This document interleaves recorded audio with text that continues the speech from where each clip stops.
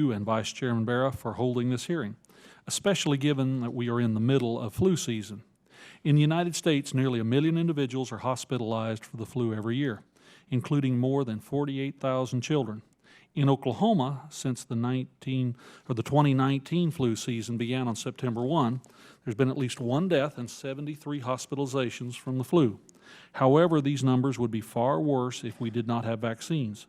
Vaccination is by far the best flu prevention measure we can have today.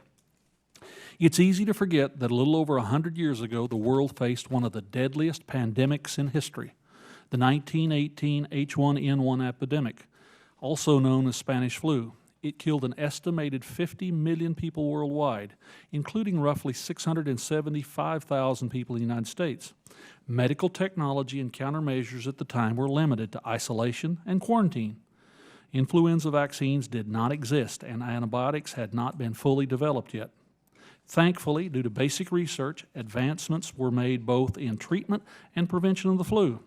The development of vaccines has played an important role in reducing and eliminating deadly disease.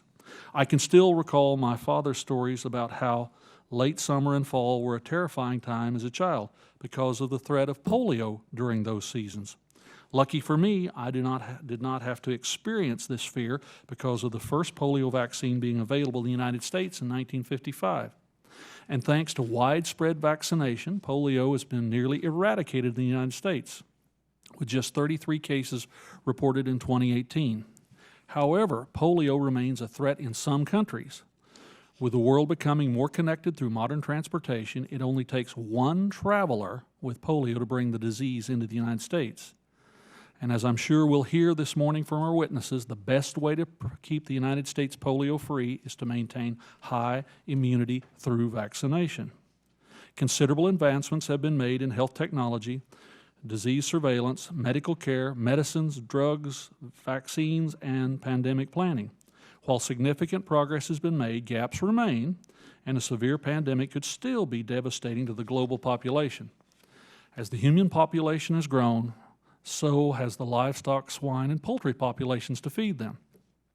This expanded number of hosts provides increased opportunities for unique viruses from birds, cattle, and pigs to spread, evolve, and infect people.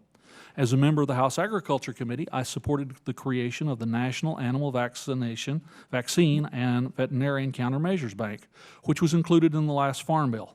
This vaccine bank will maintain a sufficient quantity of animal vaccines and other countermeasures to provide a rapid response to an animal disease outbreak. If an outbreak were to occur and we were not prepared, our entire agricultural sector would suffer immense losses, causing long-term harm to the economic viability of the United States livestock, poultry, and swine production, not to mention the damage to human health. I look forward to hearing from our witnesses today about the current state of our stockpiles of human health vaccines to provide the capacity for rapid responses to emergency situations. I particularly look forward to hearing how BARDA influenza vaccine manufacturing infrastructure is supporting the public-private partnerships with domestic vaccine manufacturers to increase preparedness levels and response capacities for potential pandemic flu events in the United States. Lastly, I would just like to say how pleased I am to see the President's recent executive order to address modernizing flu vaccines. The executive order recognizes that influenza as a public health and national security priority, with the potential to inflict harm on the United States through large-scale illness and death.